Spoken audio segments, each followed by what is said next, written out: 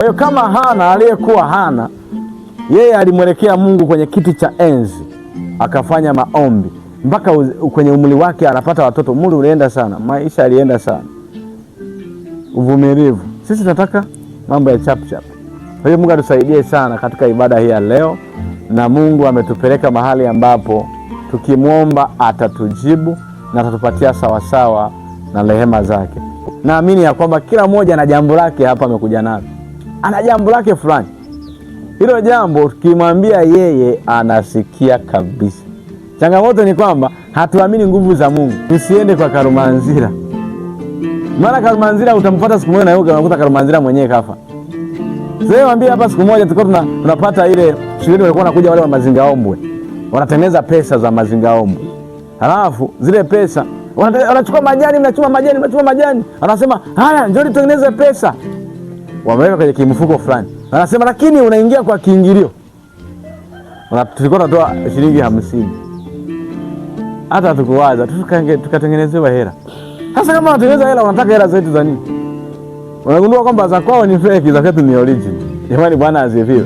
Hakuna Karumanzira yeyote atakaye kutengenezea maisha yako yakanyoka, ili hali yeye mwenyewe anaishi kwenye kibanda cha Karumanzira.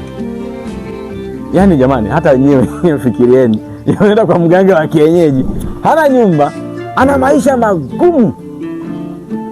Yeye anakupa dawa ukapate pesa, alafu yeye kwa nini sitengeneze za kwake zikawepo? Eti mimi mizimu inanikataza kuwa na hela. Hakuna kitu cha namna hiyo, hakuna. Kama mizimu inakataza, wewe nenda kwa mganga mwenzio, anasema hairuhusiwi. Kwa hiyo wewe, mimi nawasaidia tu nyinyi, hakunaga kusaidiwa. Hapo tuna kekundu na keusi. Tunaliwa. Rafiki yangu mmoja hivi ananiambia, "Bwana, vipi? Huduma yako mbona kama haikui?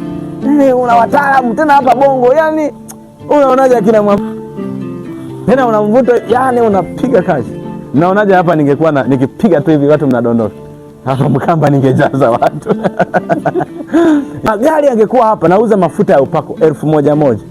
Nenda nachota pale kwa dada Happy, najaza container na kuja hapa na wauzie.